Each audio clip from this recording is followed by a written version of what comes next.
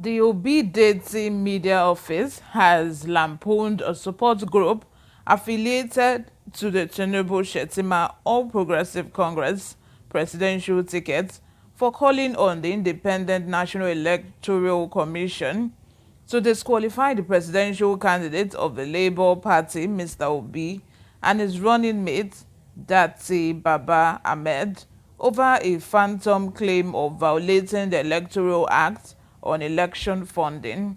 Hello and welcome back to Newsroom Nigeria. This is where we give you hot, fresh and sizzling news all day long.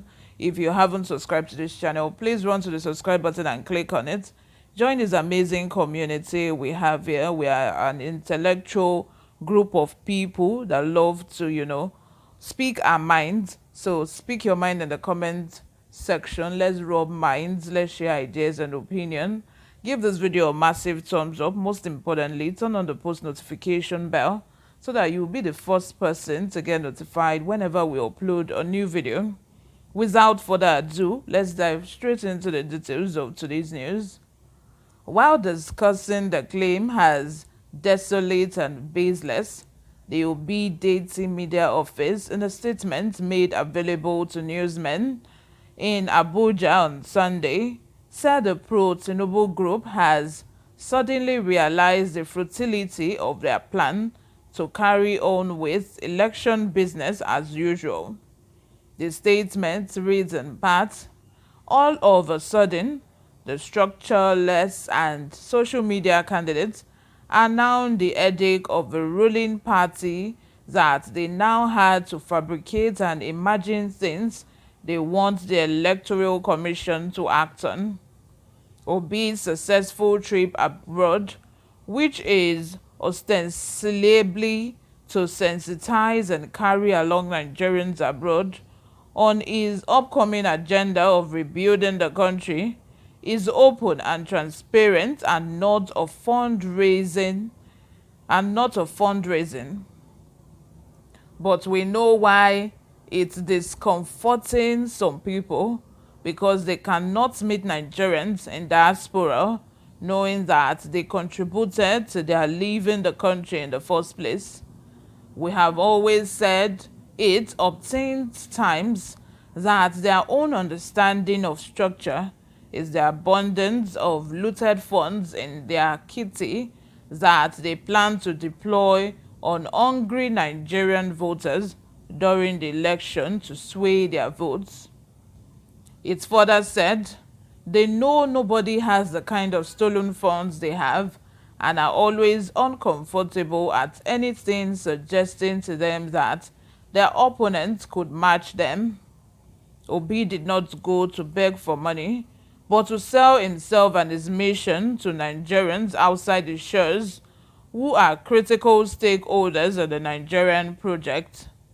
Since June 2022, that they deploy a lump of their loot to get the ticket of their party, the nation's currency crashed and still battling for breath. And since then, they have been mopping up foreign currencies ahead of election to buy voters. The media office therefore needs to educate them that Obi and his running mates are knowledgeable duo who know the law and operate within it, and who became what they are financially, politically, and socially doing legitimate businesses. They have no Bullion van history of questionable wealth and are ready and willing to be scrutinized. Just as Obi and Deity backgrounds and antecedents are verifiable, so also is their source of income before and now are unambiguous and auditable. Obi and Deity reached where they are today in their 2023 journey, giving no shishi to anybody, because they are investing on the suffering Nigerians impoverished by the greedy leaders of the past who diverted public funds to their private and family pockets.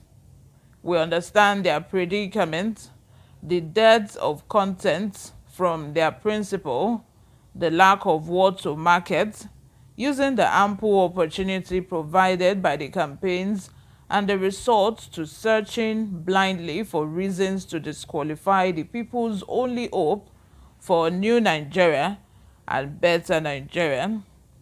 Suddenly, they are beginning, to realize that the social media giants, the structureless and inconsequential candidates, are in the hearts of the people who are convinced by their pragmatic messages. In frustration and envy, they are now desperately looking for all crooked ways to stop them. We like to advise all those in this school of thought that the old order that kept us down as a nation will still work, to read the writing on the wall and know that their time is up and that Nigerians are ready and determined to take back their country. Like Obi and Dating Media are saying, because they went outside the country, or because Obi traveled outside the country, doesn't mean he went to ask for fun, although I'm not there, so there's no evidence showing that. But I'm just saying, like, it does, there's no evidence either backing the fact that they collected funds from anybody. So I'm just putting it out there. Anyway, it's, we are slowly moving towards the campaign period, and all of these political parties are just looking for one reason or the other, or just one strategy or the other, just to throw off their opponents, just to make their opponents look bad in the eyes of the voters. You get me? So anyway, I would like to also point out that Obi going to reach out to Nigerians in other countries speaks a lot of volume. It says a lot, because before now, I don't think our politicians usually bother with Nigerians outside the country. Usually there is a situation of them even running away from Nigerians outside the country, because they know that outside there, they are disposed to anything. Any Nigerian can walk up to them and talk to them like normal human being, which we can't usually do back home here in Nigeria. They know that over there they can be accused of anything. Anybody can just go and stone them pure water and say, you did this, you did this, you did that. There's freedom of speech. You can express yourself, although not violently. But I get this Obi strategy of going to seek for Nigerians outside the country, talk to them about his agenda, and what he has in store for Nigerians. We saw during the Kenya elections that their citizens outside the country were able to vote. So we don't know if that is going to happen here in Nigeria.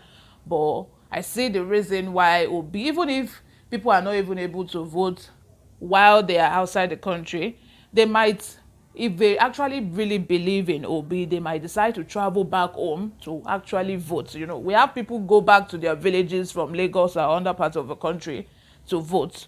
But I know that with this Obi strategy, it is very likely for people in the diaspora to decide to just come home solely for the purpose of voting and then go back. Let me know what you guys think in the comment section. Subscribe if you haven't. I'll see you in my next video. Bye for now.